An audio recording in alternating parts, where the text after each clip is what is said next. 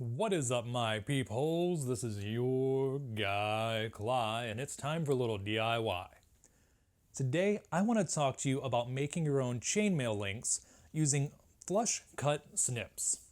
Now, I know I've touched on the topic of making your own links in the past, specifically during the micromail YouTube play button video, as well as the DIY chainmail dice bag video, but I thought it was high time for me to make something that's a little bit more standalone.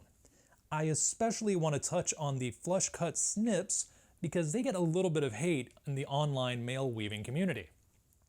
People say you lose a ton of material while using these, and I've even seen some people erroneously state that you lose no material when working with a jeweler's saw.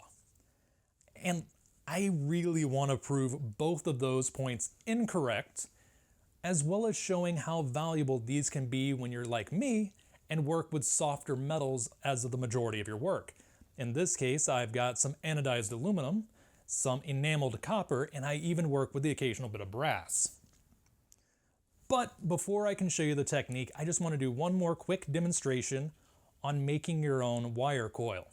So let me get all of this out of the way. Yep. And bring in the tools of the trade. Now, in this case, I'm going to be working with this power drill I found in the garbage, but if I end up working with an internal diameter that this bad boy can't handle, I'll go with the vice grip pliers to hold my wire against my mandrel while I rotate it. And since I'm using the power drill, I'm going to need a glove for my offhand. This will allow me to hold onto the wire without getting any kind of rope burn equivalent. So, for my mandrel, this time I will be using a 1/4 inch steel rod that I picked up for a couple dollars at Lowe's.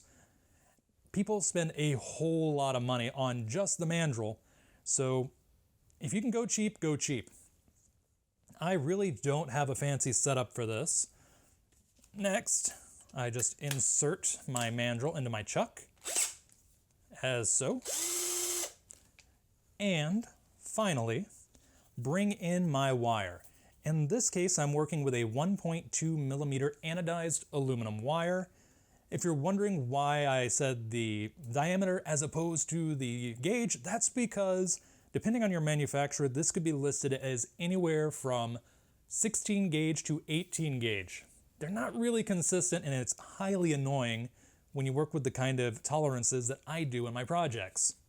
So, I'm going to just take a little bit of the wire, put it in the chuck, slowly rotate it, get my first couple of links started. There we go, nice grip. Now I'm going to straighten out a bit of the wire just so I can keep from having a kink start. There we go. Put on my glove. And power on the drill. And that's all there is to it. If I wanted to, I could go down the entirety of this rod and have all of my links nice and pretty. But I think what I'm going to do now is adjust my camera and show you the cutting technique. All right, here's the coil that I'm going to be using for this demonstration. It's 12 gauge anodized aluminum with a 7/8 of an inch internal diameter. If that sounds large, well, that's because it is. But I do need these links for a future video, so it all works out. Now you'll notice that I do have a pinched end here, and that's because I used standard snips to separate this wire from the rest of the spool, but it actually helps me demonstrate something. So I'm going to bring in my flush cut snips, making sure the flat side of my pliers are facing away from the little pinch there. Bring it in, line it up as best I can to where the pinch starts, and there we go. Next, I rotate my snips so that the flat edge is facing away from my cut. Bring it in, make sure it's as close as you can get without marring your flat end, and try not to overshoot the next link. You don't want to mar the other part of the coil. And there you have it. That is one very nicely, if I might add, flush cut link. I'll set that aside. Now you'll notice I once again have a pinched end. That's because this side of your cutter is more akin to a standard snip in that it pinches everything, but then breaks off on a flat edge. Now to prove to you that you don't actually lose that much material. First, I'm going to just bring in and do my first cut. This time, trying to catch it. Haha, I did. There we go. This is how much material you lose, but it's not as much as you think. So I've done my fresh cut.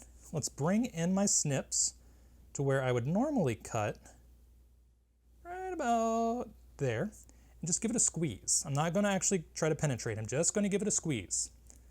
Now I'm going to flip my snips, and about where I would cut the next time, give it a squeeze. That is the amount of material you're going to lose.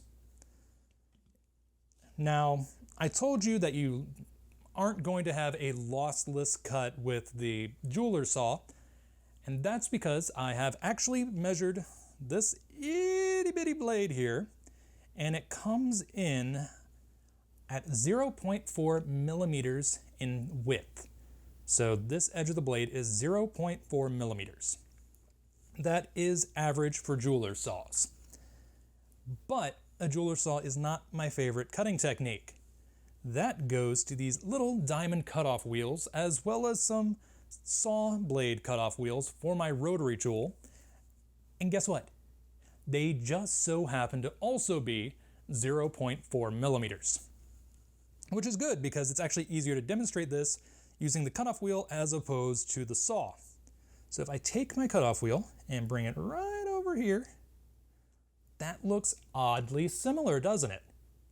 When you do this technique, once you get it down and you can make your cuts properly, you're only going to lose about as much material as you would with the cutoff wheel or the jeweler saw.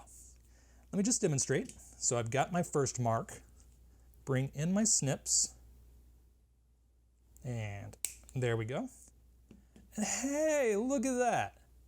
My second mark is still there right up to the edge where I normally cut. If I just bring it in and do the cut, I've still got it hanging on my finger. There we go. And they look so identical.